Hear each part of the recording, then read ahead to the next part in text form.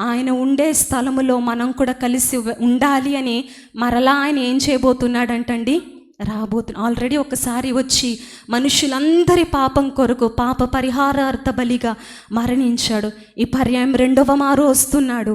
ఎందుకు రాబోతున్నాడు తెలుసా? ఆయన ఉండు స్థలములో మనం ఉండటానికండి. ఆయన జీవించే స్థలంలో నువ్వు నేను బ్రతకటానికండి.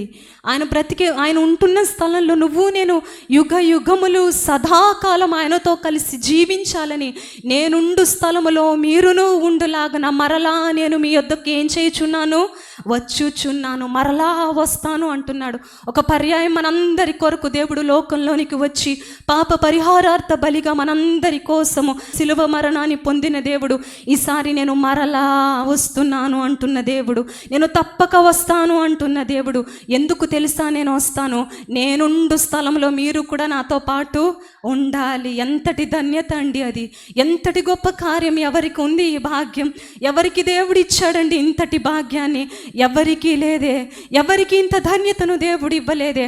ఆయన ఉండే స్థలములో, ఆయన కోట్ల కొలది దూతలతో దూత పరివారాలతో స్తుతింపబడుతున్న స్థలముల్లో పరిశుద్ధుడు పరిశుద్ధుడు పరిశుద్ధుడు అని ప్రతిగానములు పొందుతున్న స్థలములో నువ్వు నన్ను కూర్చోపెట్టడానికి, నిన్ను నన్ను ఆ స్థలంలో నిలవబెట్టడానికి నేను మరలా ఏం చేయబోచున్నాను అంటున్నాడండి.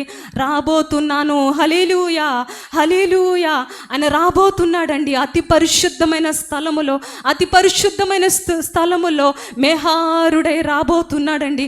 ఎందుకు తెలుసా? ఆయన ఉండే స్థలములో నువ్వు నేను జీవించడం కొరకండి.